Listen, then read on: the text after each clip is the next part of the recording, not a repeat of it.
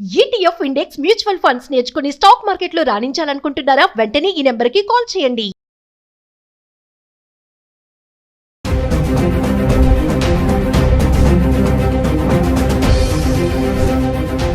నమస్తే, welcome back to Suman TV. ప్రస్తుతం మనతో పాటు ఉన్నారు మేనేజ్మెంట్ కన్సల్టెంట్ సంపత్ సముద్రాల గారు. నమస్తే సార్. సార్, ట్రంప్ మనం చాలా వీడియోలో మాట్లాడుకున్నాం. ఇప్పటికీ ట్రంప్ చాలా నిర్ణయాలు తీసుకుంటున్నాడు. మరి birth right citizenship, illegal immigrants వద్దు, డెలివరీ టైంకి ఇక్కడికి వచ్చి ఆ పిల్లలకి బర్త్ రైట్ సిటిజన్షిప్ కోసం అని ట్రై చేస్తున్నా అని చెప్పి దానికి ఒక బ్యాన్ చేశారు. అది ఇంకా అవ్వలేదు, స్టేలోనే ఉంది. మరి ఒక్కసారి మరి ఏమవుతుంది, దాని కాన్సిక్వెన్సెస్ ఎలా ఉన్నాయి, ఏంటి, ఇంకా స్టేలోనే ఉందా, మరి ట్రంప్ దాన్ని కట్ చేస్తాడా, కొనసాగిస్తాడా అంటే ఒక్కసారి సార్. అమ్మ, మనం ఈ సబ్జెక్ట్ గురించి ఇంతకు ముందు కూడా మాట్లాడుకున్నాం. ఆ రోజుకి ఈ రోజుకి ఏమి మార్పు లేదు. Okay, so people are still enjoying the right. ఇవాళ వరకు ఏం మార్పు లేదు. మరి ఈ సబ్జెక్ట్ మీరు ఇవాళ ఎందుకు అడుగుతున్నారో కూడా చెప్తాను నేను. ఇవాళ మీరు ఇవాళ మీరు ఎందుకు అడుగుతున్నారు ఈ సబ్జెక్టు అని అంటే, మే 15వ తారీఖున సుప్రీంకోర్టులో అక్కడ ఈ కేసు ఆర్గ్యుమెంట్స్ డిస్కషన్స్ అయ్యాయి. అందుకని మళ్ళీ అందరూ ఓకే ఈ సబ్జెక్ట్ గురించి మాట్లాడుతున్నారు. సుప్రీంకోర్టు అక్కడ మోస్ట్లీ జూన్లో డెసిషన్ ఇవ్వచ్చు. కాబట్టి జూన్ వరకు అయితే ఈ రైట్ ఉంది. అంటే ఏంటి సార్, జూన్ తర్వాత పోయే అవకాశాలు ఉన్నాయా అని అంటే అక్కడ సుప్రీంకోర్టు ఎలా చూస్తుంది దాన్ని ఆలోచించినట్టు దాన్ని అనుగుణంగా మారే అవకాశాలు ఉన్నాయి. అయితే అలా అయినప్పటికీ కూడా, ఎందుకంటే ఇది కాన్స్టిట్యూషనల్ అమెండ్మెంట్ మీద ఉన్న పాయింట్ కాబట్టి తను చేయడానికి లేదు, ఈ హ్యాస్ నో రైట్ అని మనకి స్టేట్ కోర్ట్స్లో డిసిషన్స్ అయ్యాయి. స్టేట్ కోర్ట్స్లో డిసిషన్స్ ఇచ్చేప్పుడు 1-2 స్టేట్స్లో కోర్ట్స్ నేషనల్ వైడ్గా ఇది వర్తిస్తుంది అన్నట్టుగా జడ్జిమెంట్లు ఇచ్చారు. అయితే ట్రంప్ గారు గవర్నమెంట్ సుప్రీంకోర్టులో వేసిన కేసు ఏంటంటే, అవి స్టేట్ కోర్టులు అవి నేషనల్ పరంగా అని ఎలా రూలింగ్స్ ఇస్తాయి అని ఛాలెంజ్ చేయడమే తప్పితే బర్త్ రైట్ని వాళ్ళు అప్పీల్ చేశారా, డ్రాప్ చేశారా అన్న సబ్జెక్ట్ మీద కోర్టుకు వెళ్ళలేదు. మీరు ట్రంప్ గారి కేసు ఇప్పుడు సుప్రీంకోర్టులో ఉన్న కేసును మనం చూసినట్టయితే, validity of the judgement of those state courts is only వాళ్ళు how can they say it is national అన్న పాయింట్ మీదే డిస్కషన్. కాబట్టి ఆ జడ్జిమెంట్ వచ్చిన ఆ పాయింట్ మీదే డిస్కషన్ తప్పితే బర్త్ రైట్ మీద అన్న డిస్కషన్ కాదు. కాబట్టి అది ఇంపాక్ట్ అయ్యే అవకాశాలు తక్కువ. అంటే కంటిన్యూ అవుతుంది, రైట్ ఉంటుంది అనే బిలీవ్ చెయ్యాలి మనం. ఓకే, మరి కోర్టు ఏం డైరెక్షన్స్ ఇస్తుంది, కోర్టు ఏం ఒపీనియన్ ఇస్తుంది అని అనేది మనం జూన్ వరకు వెయిట్ చేయాల్సిందే. జూన్లో సుప్రీంకోర్టు డెసిషన్ తరువాత ఏం మార్పులు ఉంటాయి ఏంటి అనే దాని మీద డిసైడ్ అవుతుంది. ట్రంప్ తీసుకునే నిర్ణయానికి కోర్టు ఆమోదం తెలుపుతుందంటారా, వ్యతిరేకిస్తుంది? అమ్మ, ఎక్కడైనా కూడా కాన్స్టిట్యూషన్ ప్రకారంగా ఉండాల్సిన సబ్జెక్ట్ని ప్రతి ప్రభుత్వాలు, ప్రతి దేశంలో కూడా, భారతదేశంలో కానివ్వండి, యుఎస్లో ఎక్కడైనా కూడా కొన్ని రైట్స్ ప్రభుత్వాలకు ఇవ్వబడతాయి. అవునా? కొన్ని ప్రెసిడెంట్ ఇండిపెండెంట్గా చేయడం, కొన్ని పార్లమెంట్లో అప్పర్ హౌస్లోనో లోవర్ హౌస్లోనో డిసైడ్ చేయడం అనేవి రూల్స్ ఉన్నాయి. అవి ఫాలో అయినంత వరకు కోర్టులు ఏం చేయలేవు.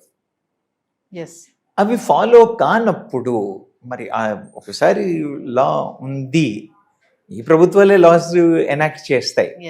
ఎనాక్ట్ చేయబడ్డ లాని వాళ్ళు ఫాలో అవ్వకపోతే, ఇప్పుడు నేను చెప్పాను కదా, ఇది కాన్స్టిట్యూషన్ అమెండ్మెంట్ని ఛాలెంజ్ చేస్తున్న పాయింట్ కాబట్టి ఇది ఆయన ఇండిపెండెంట్గా తీసుకున్న డెసిషన్ కాబట్టి ఇది చెల్లదు.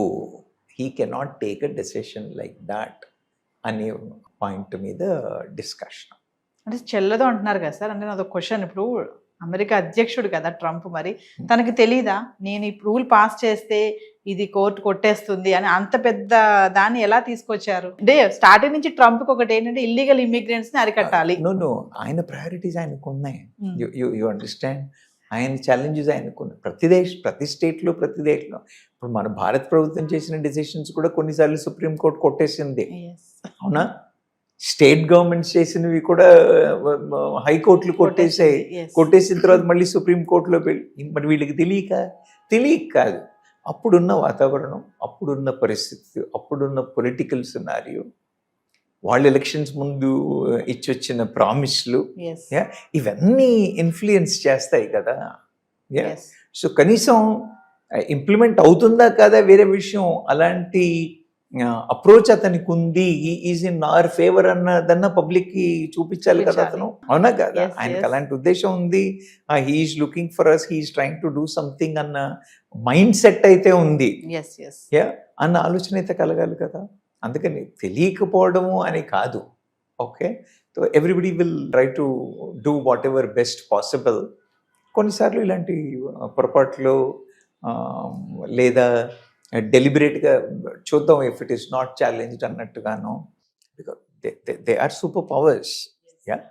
సో అది నేను అంటున్నాను కదా, మన దేశంలో అవ్వలేదా? మన వాళ్ళు చేయట్లేదా? మరి మోడీ గారిని ఎత్తుతున్నారు, ఈజ్ ద నాలెడ్జ్ బ్యాంక్ అని అండి, ఇంకా what ever you talk about. మరి ఆయన డెసిషన్లు కూడా కోర్టులో ఛాలెంజ్ అవుతున్నాయి, అవ్వట్లేదా? Yes. అంతే, దానికి ఇట్ ఈజ్ సర్వసాధారణం. మనం దాన్ని క్వశ్చన్ చేయడానికి లేదు. ఆయనకి తెలిసి చేయడం, తెలియక చేయకపోవడం అని కాదు. పొజిషన్లో ఉన్నప్పుడు sometimes they are force to take decisions Yes. Like that. Sir present చూసుకుంటే ట్రంప్ రూలింగ్ ఎలా ఉంది అంటే అమెరికన్స్ కూడా కొంచెం అగెనిస్ట్ గానే ఉన్నారు ట్రంప్ పైన. మీరు అన్నట్టుగా చాలా వీడియోలు చెప్పారు, ట్రంప్ డెసిషన్ మేకర్ ఎలా అంటే స్పాట్ గా తీసుకుంటాడు డెసిషన్స్, కొంచెం చిన్నపిల్లల మనస్తత్వం అని కూడా. అంటే ప్రెసెంట్ ఎలా ఉంది అనుకోవచ్చు సిచ్యువేషన్? మనకు అంత క్లియర్గా చెప్పలేమమ్మా. ప్రతి దానికి కూడా రెండు వైపులా you understand my Yes. Point. Yes. ఆయన ఉద్దేశం అంటే America first, Yes. He wants to bring America first. ఆయన ఉద్దేశంలో ఏం తప్పు లేదు. వ్యవహార శైలిలో అక్కడిక్కడో రెండో మూడో పొరపాట్లు జరిగే అవకాశాలు ఉన్నాయి. కొంచెం తొందరపాటు వ్యక్తే, ఇంతకు ముందు ఉన్నప్పుడు కూడా ఆయన కొంచెం తొందరపాటు వ్యక్తే, కానీ ఆయన ఉద్దేశంలో వాళ్ళ దేశం ప్రజలకి మేలు కలగాలి అని అన్నప్పుడు he has to take care. Yes. కానీ దానివల్ల ఏమవుతుందంటే ఆయన తీసుకుంటున్న కొన్ని డెసిషన్స్ వల్ల అక్కడున్న ప్రజలకి కూడా, ఈవెన్ అమెరికన్స్కి కూడా అంత ఫేవరబుల్గా లేవు అన్న ఇది వచ్చినప్పుడు కొంత విముఖత వస్తుంది. కానీ ఇప్పుడే కదా మొదలైంది, ఇంకా ఆయనకి చాలా టైం ఉంది. ఒకవేళ ఏదైనా చిన్న పొరపాట్లు అటు ఇటు అయినా కూడా సరి చేసుకోవడానికి he still has lot of time. So we should wait and see without making a comment either this side or that side. We should wait and see. Further గా మరి అబ్రాడ్ ఎడ్యుకేషన్కి వెళ్ళాలనుకునే స్టూడెంట్స్ మీరు ఏమైనా చెప్తారా అమెరికా? ఇప్పటికైతే ఇప్పుడు నేనేమన్నానంటే, నేను లాస్ట్ టైం కూడా చెప్పాను, ఇక్కడ లేనట్టు అక్కడ ఏదో ఉందనుకుని పరిగెత్తాల్సినంత పరిస్థితి లేదు. మన దగ్గర విద్యా సంస్థలు బాగున్నాయి, మన దగ్గర ఎడ్యుకేషన్ సిస్టమ్ బాగుంది, మన దగ్గర ఆపర్చునిటీస్ బాగున్నాయి. మనం ఒక సూపర్ పవర్ అయ్యే పరిస్థితుల్లో ఉన్నాం. భారతదేశం అన్ని అవకాశాలు ఇస్తుంది. Yes. ఊరికే క్రేజ్ కోసం అమెరికాకి వెళ్ళడమే తప్పితే అక్కడ పెద్ద బెనిఫిట్స్ ఏమీ లేవు. Yes. అక్కడ కండిషన్స్ ఇంకా స్ట్రింజెంట్ అవుతూ ఉంటాయి. సో ఐడియలీ అంటే పిల్లలు వాళ్ళు స్వతహాగా స్టడీ చేసి, మేము ఎంచుకున్న ఏరియా పనిచేస్తుంది, మాకు అక్కడ వాట్ యు కాల్ బెటర్మెంట్కి ఛాన్స్ ఉంది అని పిల్లలు డిసైడ్ చేసుకుని పోయే వాళ్ళని మనం ఆపాల్సిన అవసరం లేదు. బికాజ్ ఇక్కడ కూడా కొన్నిసార్లు మనం డెసిషన్ తీసుకున్న తర్వాత కూడా మార్పు చేసుకోవాల్సి వస్తుంది. Yes. సో దానివల్ల కొంపలు మునిపోయేదేం లేదు. కానీ పేరెంట్స్ మెంటాలిటీ, మా పిల్లలు యుఎస్లో వెళ్ళాలి, అక్కడికి వెళ్తే మళ్ళీ వాపస్ రాకూడదు, రాకూడదు, మీరు చదువుకొని వెళ్ళి రానివ్వండి, వెళ్ళి మాస్టరీ చేసుకుని వచ్చేస్తే ఏం పోయింది, అవునా? అక్కడే జాబ్ అక్కడే ఉద్యోగం చేయాలి, అక్కడే ఉండాలి అనే పరిస్థితిని చూసారా? అది I don't suggest, that may not be a right thing. దానికోసం పోవాలి అనుకునే పిల్లలకి మాత్రం I suggest please think twice. Parents mind set అనేది పేరెంట్ మైండ్ సెట్ మారాలమ్మా. పిల్లలు పెద్ద ఛాలెంజ్ ఏం లేదు, పేరెంట్ మైండ్ సెట్ మారాలి. ఇక్కడ లేనిది అక్కడ ఉంది ఏంటి? It's a spacious country with less population, so you may find little better, but that can be done even here. So ఏదేమైనా బర్త్డే సిటిజన్షిప్ మాత్రం జూన్ వరకు వెయిట్ చేయాల్సింది. ఖచ్చితంగా. ఒకవేళ ట్రంప్కి అనుకూలంగా వస్తే మాత్రం చాలా స్ట్రిక్ట్ గానే ఉండొచ్చు అనుకుంటా. కాదు, అక్కడ ఆ కేసు కూడా బర్త్ రైట్కి అన్న డెసిషన్ కాదు, ఆ పర్టికులర్ కోర్ట్స్ ఇచ్చిన డెసిషన్కి మాత్రమే. కాబట్టి ఇప్పటికీ ఇంకా దాని మీద డెసిషన్ అవ్వదు.